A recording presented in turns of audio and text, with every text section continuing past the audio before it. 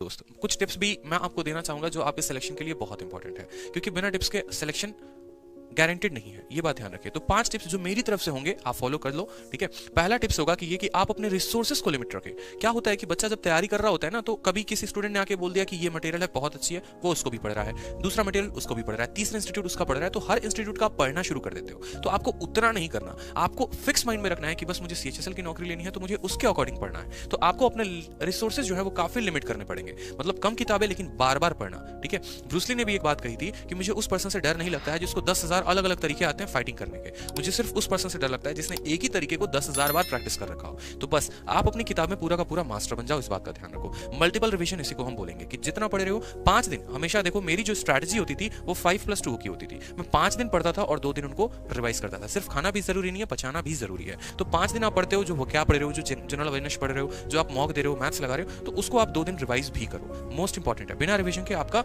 Selection मुश्किल है। बात करते हैं डेली आपको एक मॉक देना है। अगर आप डेली नहीं दे सकते तो आप वीकली जरूर एक मॉक दें, और इंपॉर्टेंट है उसकी एनालिसिस। मॉक में क्या गलतियां हुई आपसे, क्या क्वेश्चंस थे जो आपको नहीं आते थे, किन टॉपिक्स पे आपको फोकस करना है, मैथ्स का कौन सा गलत हुआ, इंग्लिश का कौन सा गलत हुआ, कौन से चैप्टर से गलती हुई, एक एक बात आपको ध्यान रखना है। और एक डायरी ऑफ मिस्टेक्स आपको बनानी है। डायरी ऑफ मिस्टेक्स क्या है, एक डायरी बना ली, मॉक में जो गलती होती है, कहीं पर गलती होती है, उस डायरी में लिखो। क्योंकि अक्सर ऐसा देखा जाता है कि जो गलती आप मॉक में कर रहे होते हो वही गलती आप पेपर में भी करके चले आते हो। तो कम से कम वो गलती तो आप रिपीट नहीं करोगे। एग्जाम के 5 दिन पहले से इस डायरी ऑफ मिस्टेक्स को पढ़ना आप शुरू कर देना।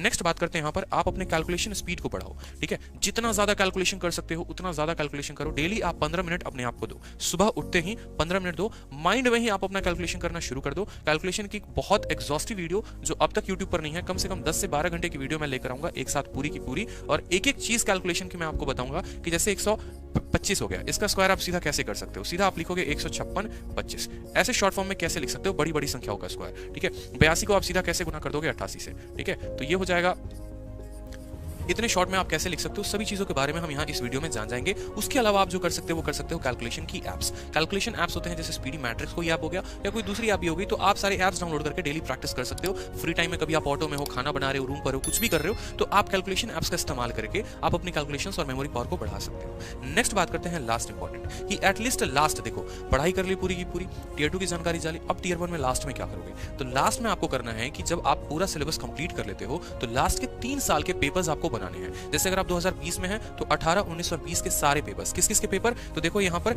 सीपीओ के पेपर, सीजीएल के पेपर और ये सीएचएसएल है, सीएचएसएल का पेपर, ये तीनों का पेपर आपको बनाना है, ठीक है। इनके द्वारा कराए गए सिर्फ प्री के पेपर्स, ये बात ध्यान रखिए, क्योंकि कमीशन एक है, वेंडर एक है जो आपका पेपर कंडक्ट कराती है, तो ज्यादा सवाल के लेवल में फर्क आएगा नहीं, और इनके पेपर्स को आप करके जाओगे। जब आप इतना तैयारी कर लेते हो तो आप बहुत 100% श्योर हो जाते हो अपने सिलेक्शन के लिए। उसके बाद आपकी दुनिया की कोई ताकत आपको सिलेक्शन लेने से नहीं रोक सकती, ठीक है। तो ये बात ध्यान रखेंगे।